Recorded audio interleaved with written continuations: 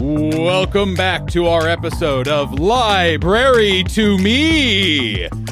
That's right, it's me, your host, Larry Steves. Thank you for joining as always, and I just want to assure everyone that despite some confusion at the end of the last segment, our intrepid game show mortal guilders, the Golden Tree, aren't leaving here for a long time. The camera cuts as Val pushes a metal cart in front of her between two aisles, and they're stacked with goods. Food labels pass her by as she is running and drifts around a curve to see her guilders standing at the checkout lane as she just sprints, pushing a ghostly figure out of the way, and crosses the finish line first with her cart of groceries. Cheers, yeah! Gilder groceries, yeah, I love that one! Checkers stands behind a massive sculpture of a frog made out of bread and reaches his hand out to receive a handshake from this grizzled, handsome man. Kaskrin is standing at the edge of a water pool, seeing this giant styrofoam wall slowly coming towards him, with a cutout of a person in the middle. And as the styrofoam wall approaches, Kaskrin suddenly strikes a pose and is not able to fit through the styrofoam cutout and is knocked into the water behind him. Number 3 The Green Take. and number 14. Diamond Earrings. No match. Val sits across from Kaskrin. Her eyes glow blue as she says, "Peppercorn." Kaskrin furrows his brow, thinks intently, and replies, "Grinder?" Wild! Checkers is standing in the middle of this, what looks like a perfectly normal school classroom.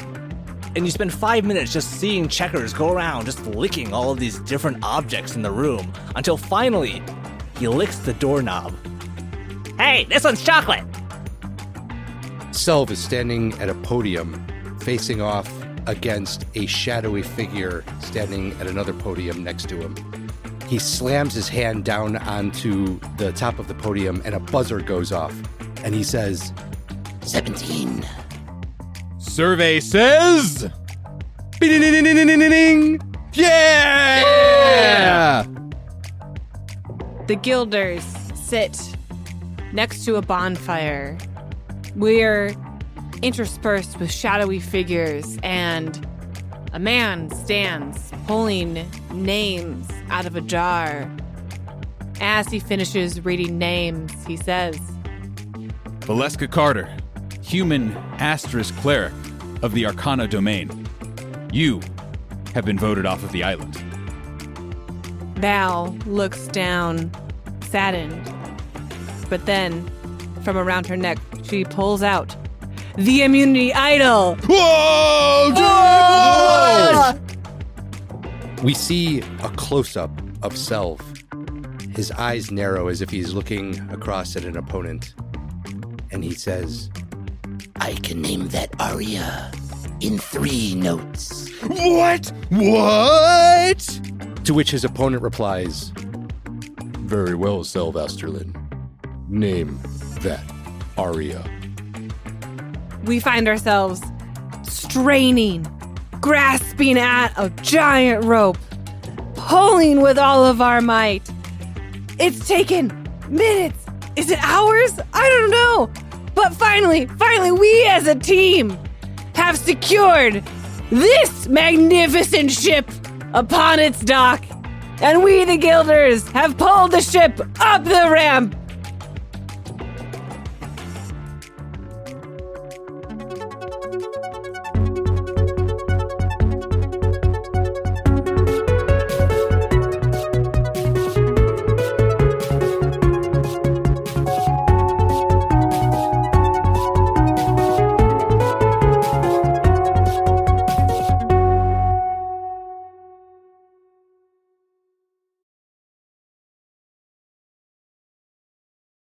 Before you all have the chance to breathe or blink, you find yourselves in yet another room.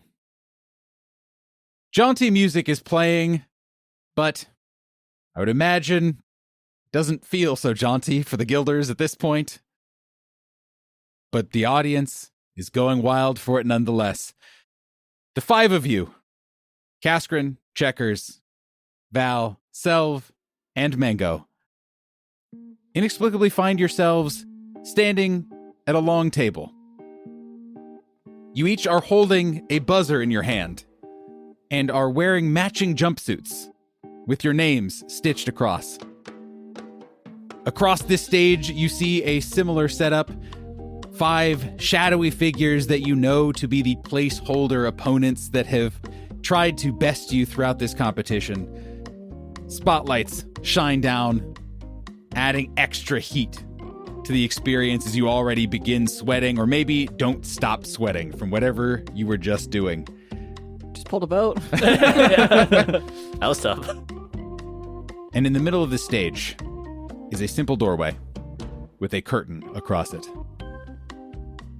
As the jaunty music reaches its crescendo, the curtain is thrown aside, and out steps your host with the most, Larry Steves. As a reminder, this is a humanoid individual, or humanoid in shape. They're wearing the equivalent of a dress suit but robes. And the only real marked difference between them and any other kind of mortal individual is that while their hand is sturdy and able to seemingly grasp the thaumaturgical stick that amplifies their voice to the audience, his head, which is a perfect recreation of Trip Steves, the travel guide, floats 3 inches above their neck and emits a blue light and is totally see-through as it rotates slowly around in a circle. How is everyone feeling? Paint me a picture of what the 5 of you guys look like after what is a probably semi-unimaginable amount of tasks, competitions, maybe successes, and maybe a couple of losses thrown in there. Are you guys still like gung-ho, let's do it, we're having a great time here, thanks for asking? Or are you guys starting to feel a little rundown? Selv is looking tired. His shoulders are drooping just a little bit.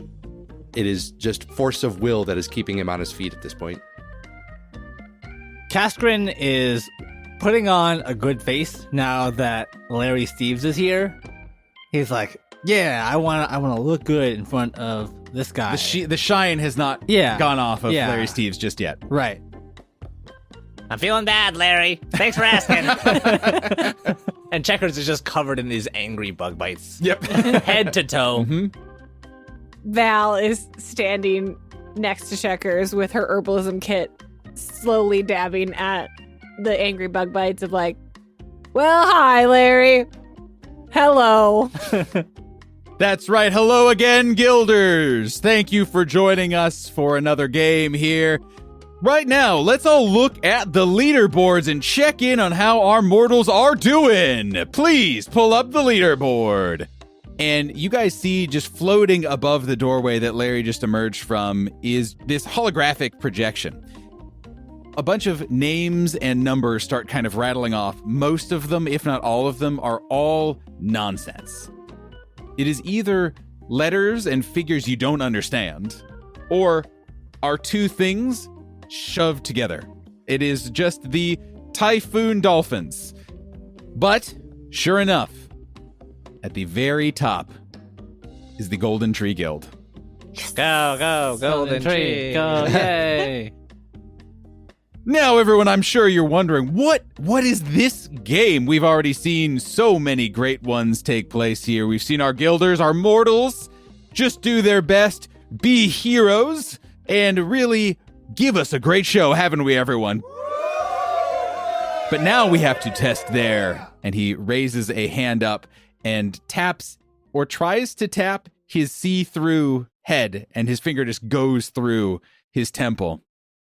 Their minds with That's My Library!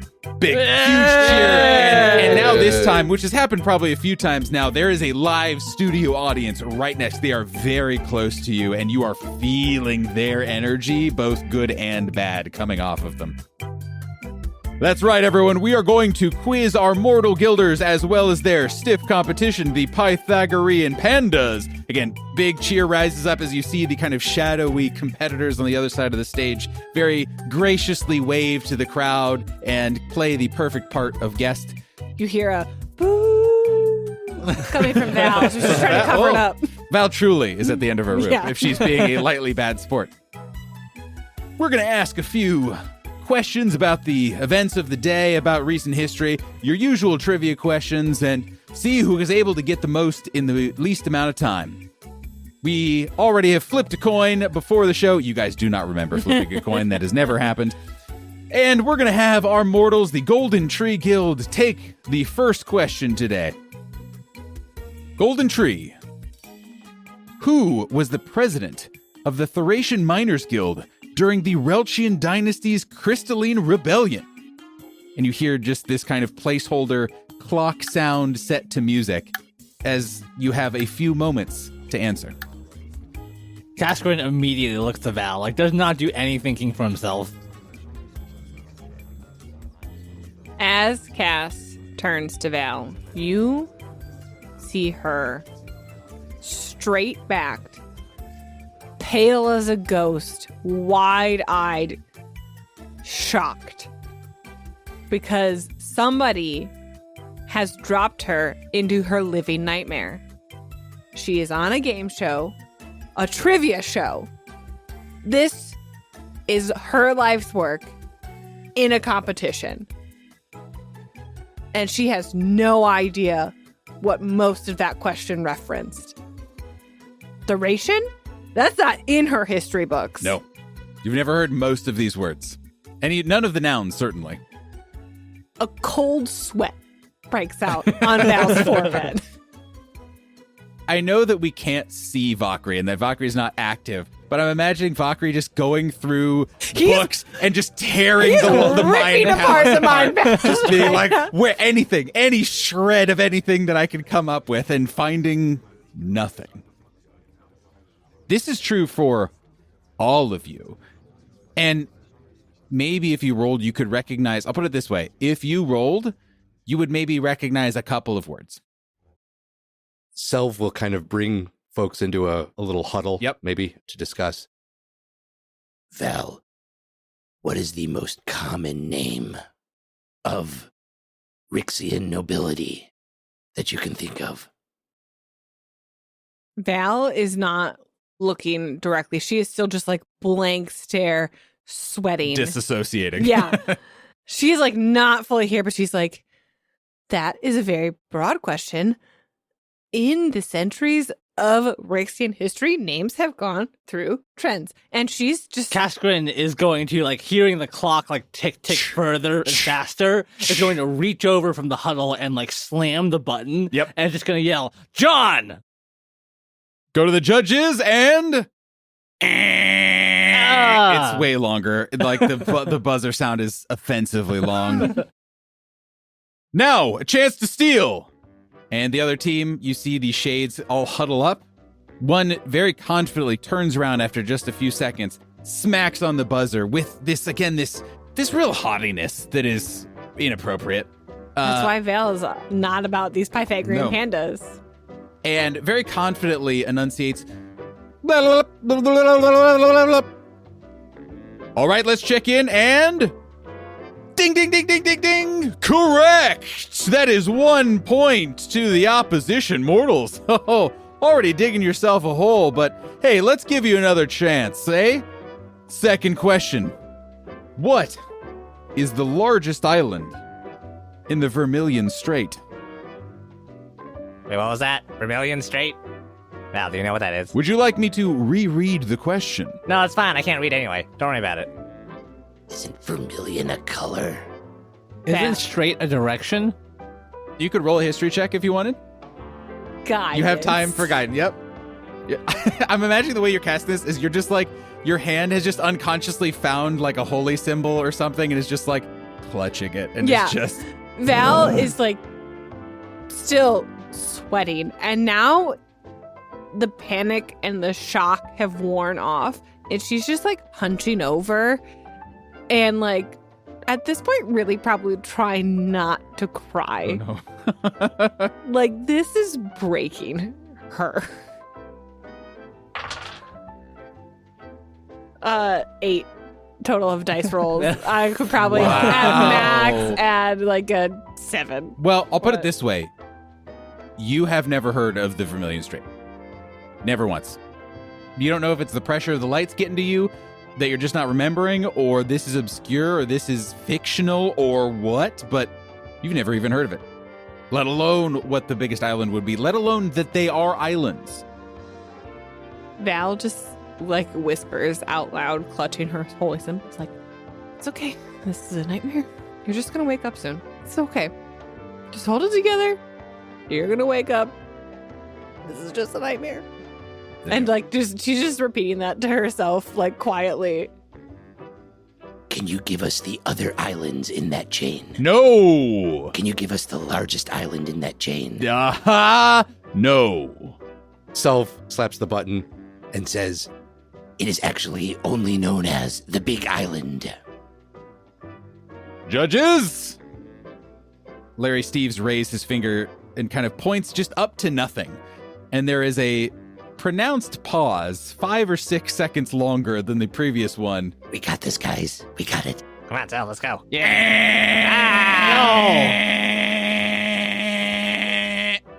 Oh, I am so sorry. It was actually a little closer, but opposition. Once again, the shades huddle together, and even faster than they did last time, one swirls around, slams on the buzzer. Blip, blip, blip, blip, blip, blip, blip. Judges? Ding, ding, ding, ding, ding! Oh, that's tough. Down 2-0 already. Well, this is the last of 3 questions for the Guilders. Let's see if they can get it. Guilders, which saint had the highest batting average on the Continental Championship Flying Banshees Trex Ball team the single time in their entire storied history they beat their rivals, the Kickin' Hell Chickens? Val just shrinks down. You know where you just like go from standing to kind of a squat? Just like Larry Steves just slowly sees Val disappear behind the long table podium as she just curls into a ball. Everyone roll me an intelligence check. 11 for checkers. Kaskrin with a 4. Selv with a 9. 12. Val, cutting through the crippling existential crisis that you find yourself on the cusp of. You don't understand any of this, except you know the word saint. And it occurs to you that, why, there hasn't been any saints in these parts for centuries. The last saint died centuries and centuries ago. As the other team celebrates having stolen the question away from you once again, Larry Steves, very casually with a huge smile plastered on his rotating face, comes up to you guys looking at the camera, waving at the crowd as they still cheer the opposition on, and he very casually leans in and says, "Hey guys, just checking in. What are you doing?" I imagine his thaumaturgy stick is like held a Yes, little bit exactly. away and like covered. Exactly. He's just leaning in very surreptitiously, and he still has a smile on as it rotates to the crowd, and then as it rotates back to you guys, he has a furrowed brow, looking concerned until it flips back as he's facing the crowd. Val like pulls herself up and looks over to Larry. What time period are these questions relating to? And Larry just kind of again looks perplexed. He's like, it's all supposed to be pretty recent pop culture stuff, you guys. This is very accessible information for everyone. This is supposed to be a light one. Val, like, reaches out to Larry. Larry recoils. And it's just like, there hasn't been a saint in Rixia for millennia. These questions aren't recent. I've never heard of these. I love trivia, Larry.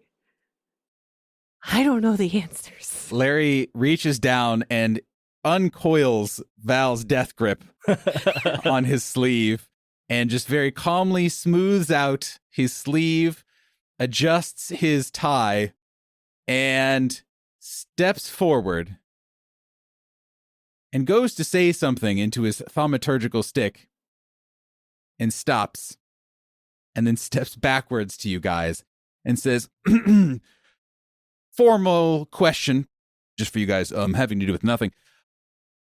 You came from outside the library, right? Mm-hmm. Okay. In the material plane, right? Yep. Still, okay. And on the space-time continuum. There is both space and time where we come from. What year is it? Kaskrin will tell him the current year. Oh. And he once again he takes his already turned away thaumaturgical stick and now straightens his arm out to move it as physically far away from his mouth as possible. Okay, I see what the problem might be. Our section only covers a certain time period in our bit of the library. Okay. All right. I can fix this. And he turns to you and smirks as his smile goes by and says, the show must go on. And before you can even say anything, he just immediately turns on a heel and starts walking towards the audience. Ladies and gentlemen, we have had a slight change of programming to make the show a little bit more interesting for you all. We've decided to unveil a brand new game. Yes, we are not playing That's My Library. And the crowd starts chanting, That's my... Nope, no. We are now playing, and he looks around trying to find inspiration from anywhere. We are playing the Study Buddy game. And for once, the crowd doesn't have as enthusiastic of a reaction as they once did. Yeah, hooray, Study Buddy. And Larry Steves turns around again, facing the stage, and he looks quickly, assessing the situation, points a finger at the other team, and just waves them away. And they are shunted off into blackness. They are gone. They're into nothing. They're no longer there. I didn't know that was an option. And he looks around and he shoves his entryway gate just a little bit, so it's kind of more off to the stage left, and then reaches out a hand grasping towards you guys, clenches his fist a little bit, and then moves you all as part of one cohesive unit along with your table, all 5 of you, into center stage as all the spotlights follow shortly after. And now you guys are alone on center stage. You know what the truest trivia is the trivia about friends and co-workers. Yeah, right, everybody? Again, the crowd just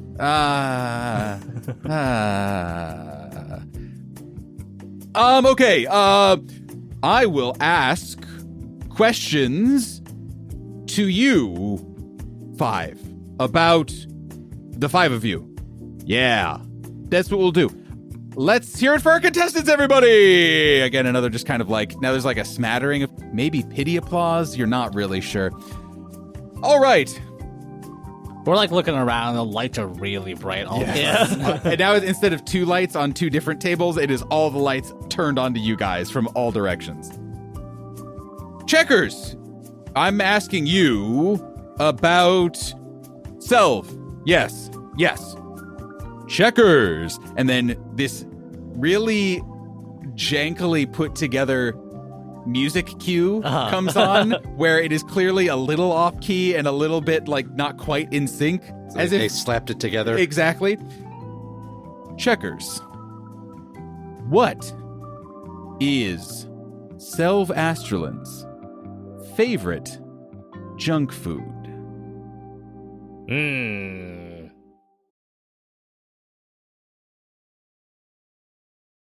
And now, a word from our sponsor.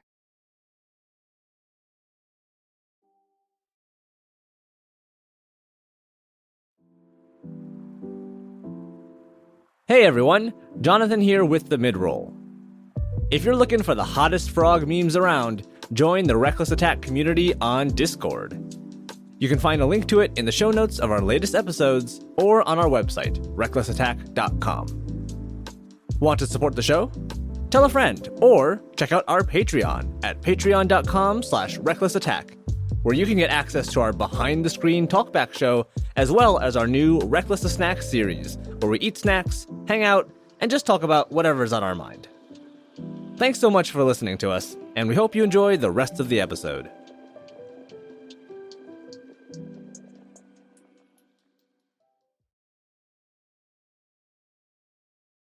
Now, I'm going to break the fourth wall as Jonathan thinks for just a moment. So, a little peek behind the curtain for our listeners. How we set this game up is our players identified a handful of questions that they thought they might have good answers for their characters and sent them to me. But no one else has seen those answers. If they guess correctly, they get points. Amazing. Super cool. And isn't that a wonderful thing? If they guess incorrectly, it gets very interesting because the subject of the question can say, no, that's not right. Here's the true factoid about my character. And they don't get the points, and that's totally fine. Or they, in their heart of hearts, can say, yes, that is the new canon now. This is true about my character. And we, the players around the table, and you, the audience, will never know what the case is. Or maybe we'll do it on a Patreon episode. We'll see. Go subscribe to our Patreon. Checkers. There is a clock ticking. The janky music continues. It's getting a little in tune as it goes. What is your answer for what is Selv's favorite junk food? So this is extra difficult because I have no idea if Steve came up with something that was factually true or if he just came up with a junk food pun. Yes. And I cannot tell what the difference is. But I'm going to go with your heart, Jonathan. Yeah, I'm going to imagine that, like, so Selv, Silver Dragonborn, comes from the mountains, breathes frost on things. So he must enjoy, in his off time, a nice spicy snack. Larry, I think Selv's favorite junk food is the Rixian equivalent of Flamin' Hot Cheetos. Selv Astralan. Larry, that is 110% correct. Ding, ding, ding, ding, ding, ding. Yeah! Selv, looking at your dear co-worker, Kaskrin Brightmane, what is Kaskrin's, his eyes dart around. What is Kaskrin's favorite junk food? That's a fascinating question, Larry. And Kaskrin looks expectantly at Selv, like, you know this, Selv. You know this about me. I feel like Cass's personality would move him towards something that embodies who he is. And so, Larry, my answer is rock candy. I must interject on behalf of the podcast. The answer for all of us is Pete's Meats, team. Is that a junk not, I food, do not or is consider that that, like that's not junk food. That's fine cuisine. Yeah. Yeah, so Pete's Meats offers a variety of food. All across the spectrum from your quick He snacking. has his gourmet line and his, like, grab a tankard out of a barrel jerky. his jerky by the pound? Yeah. Like, yeah. Kaskrin looks crestfallen, as that was a good answer, but he looks to the studio audience and says, actually, I'm partial to Nate's Potates, salt and vinegar flavor. and then Selv just like his eyes go wide as he realizes Smash cut of Kaskrin. Flashback to every meeting has those Nate's Potato chips. in your head canon, listeners. Imagine every favorite moment of Kaskrin Brightmane you've ever heard in the podcast, and he was actively eating potato chips during that period. You hear a more subdued, less joyful eh. That's one yes, one no. Kaskrin. Valeska Carter. What is her biggest pet peeve? Ooh. And Kaskrin really like strokes his beard to think through it. Kaskrin is going to say, Valeska, your biggest pet peeve is someone not putting out the torches before they leave the room.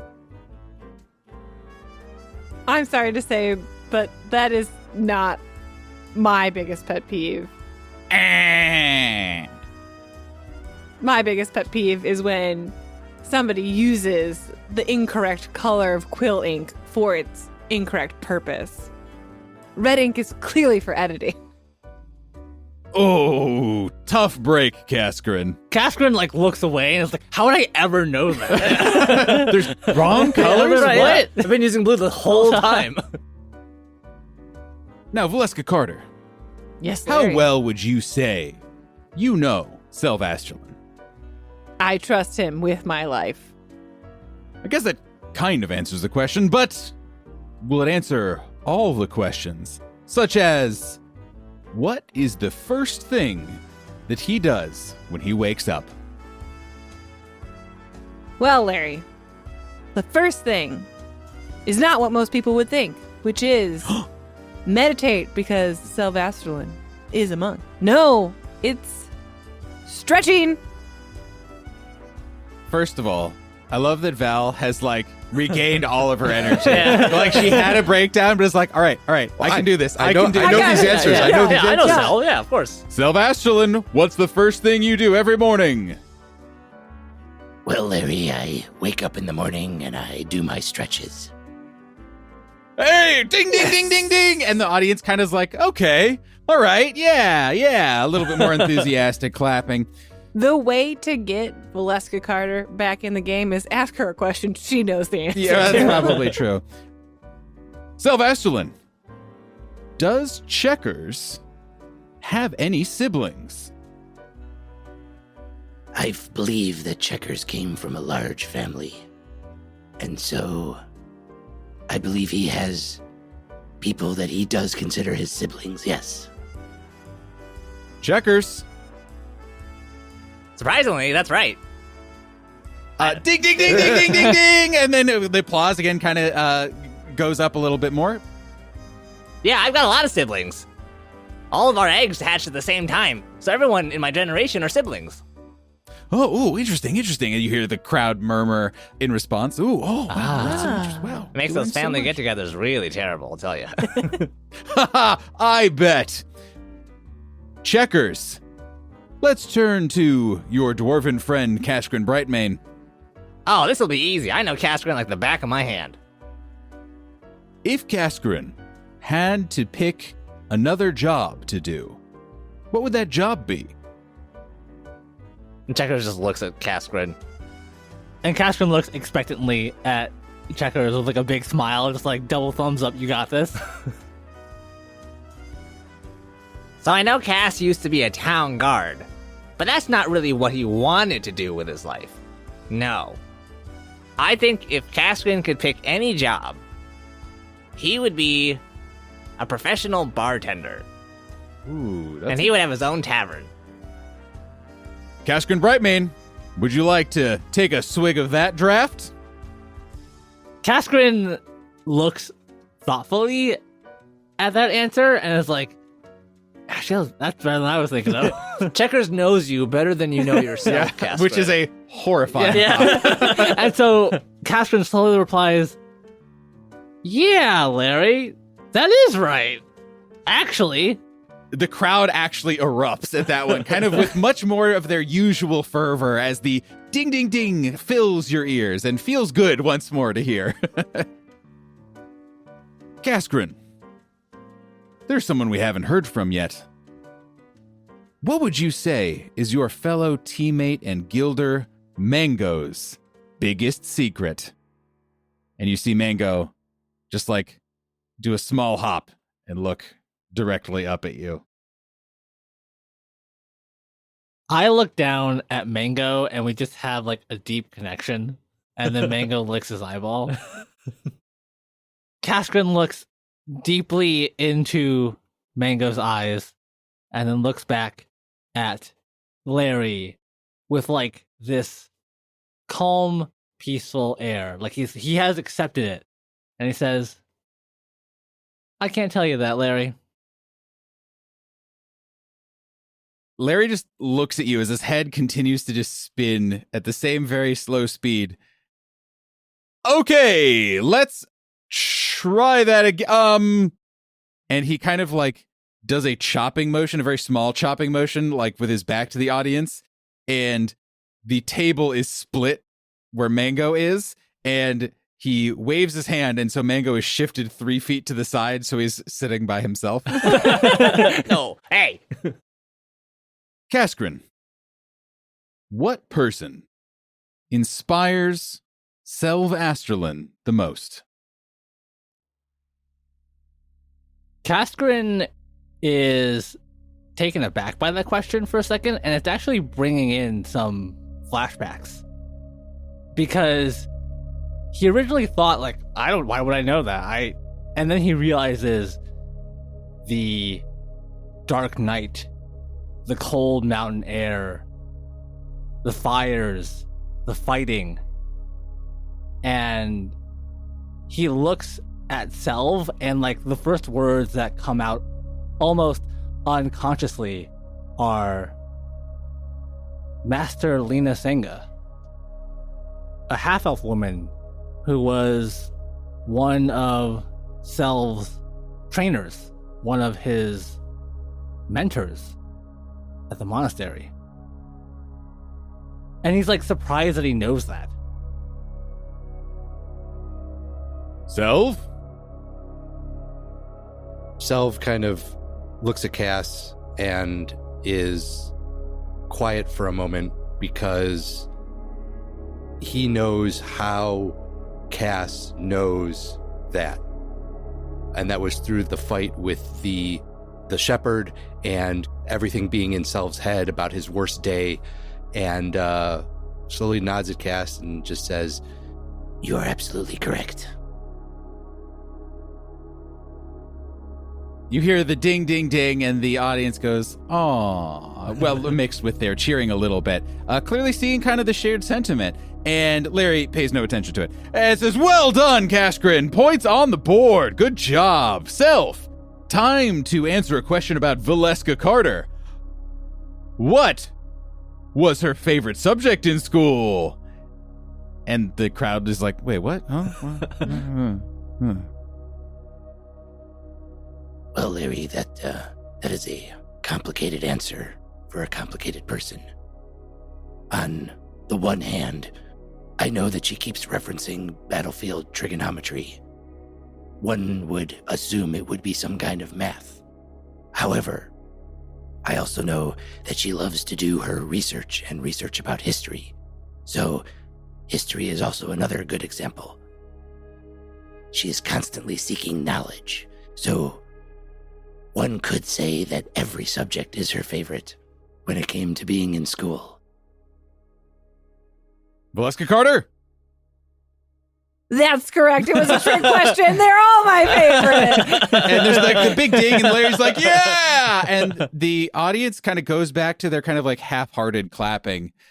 And Larry looks around at the audience, kind of sensing obviously there's something wrong. And just this disembodied voice says, ask a serious one. Larry's just pauses. There's no music cues. There's nothing. Special bonus question for you, Sel, for getting that one so right. Who is Valeska's hero?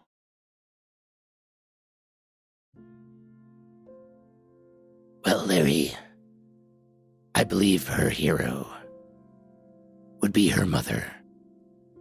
She is constantly talking to her. I know before going to bed every night, she sends messages to her mother and asks her advice on things that she had done or seen. So, that is my answer, Larry. Val's mother is her hero.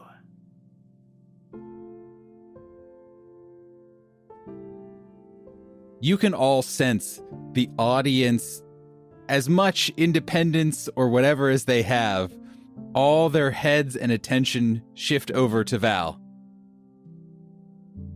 They see Val tearing up a little bit. That's right, Larry. My mom is my hero.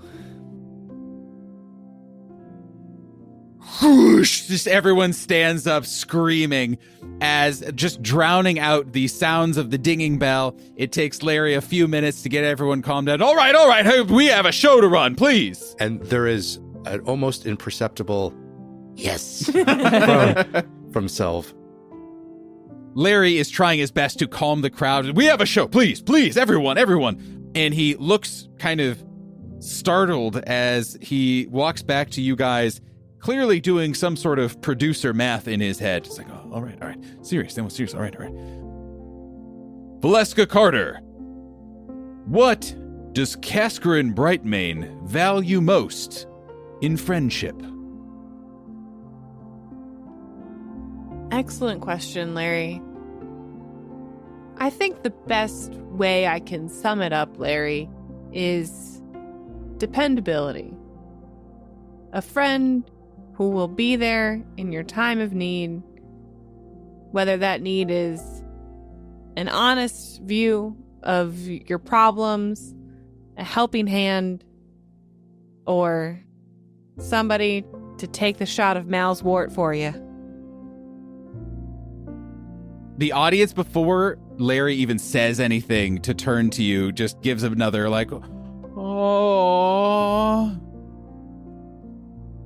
And Cascarin looks to Val and looks to Larry and says, that's incorrect, Larry.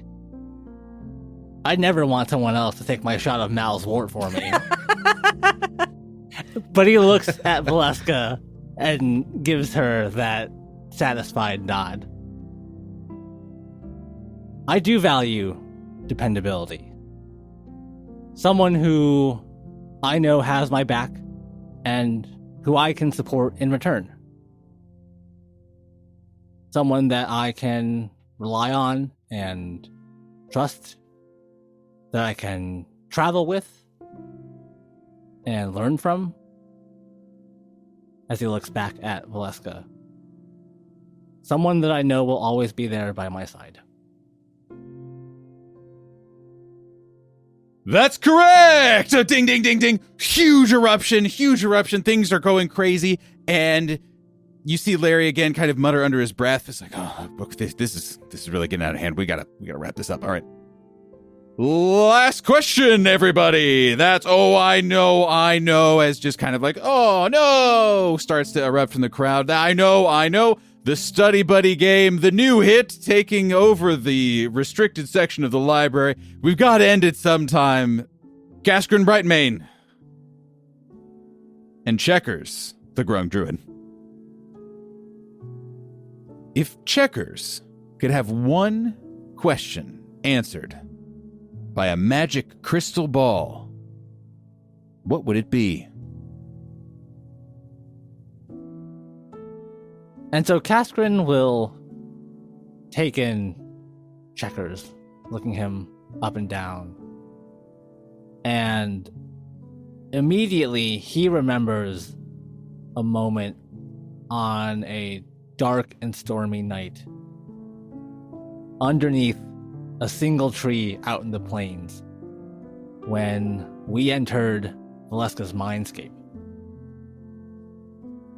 And Checkers shared a few things when we were there, when we were looking through the doors, trying to find Val, trying to save her.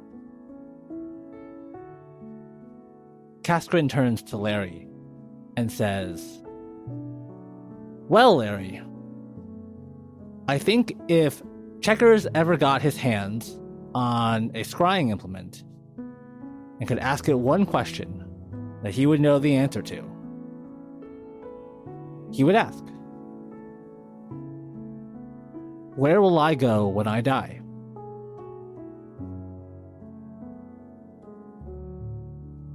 Larry just kind of very silently and taken aback turns to you, Checkers, waiting for your answer. Yep. That's right, Larry. Got it in one.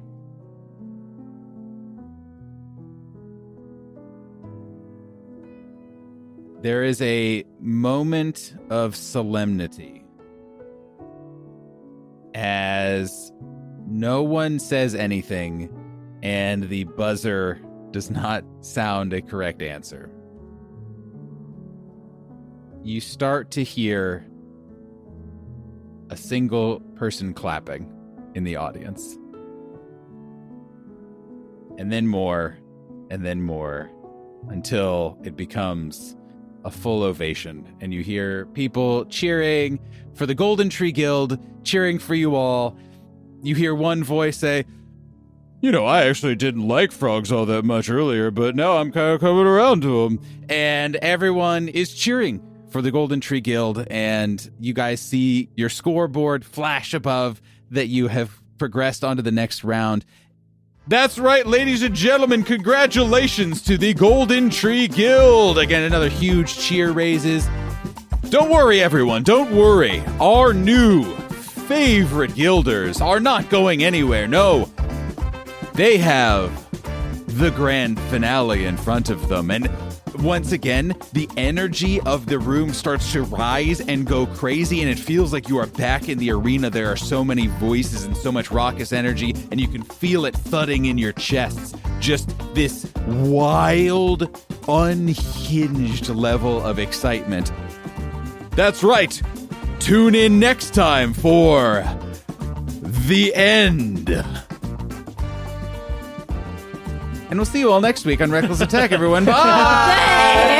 Well, good. At least it's not ominous. Yeah. Nope. See you next time. Bye.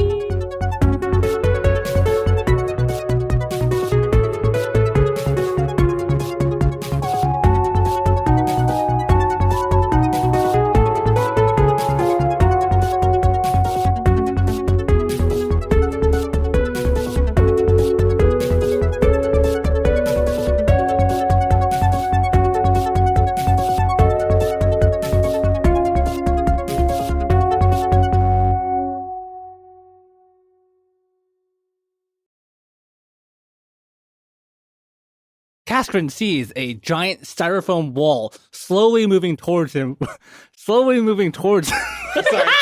It's so good. I couldn't. I tried so hard. I was trying to be there for you, David. I was trying to keep it fucking steady. The styrofoam. I don't know why. Is this styrofoam wall, with I the immediately cutout? knew what it was, and then moving towards you, I was like, I can't keep it together. Keep it together. We're Nobody professional. likes it. Nobody likes it. Yeah, everyone just. All right, be cool.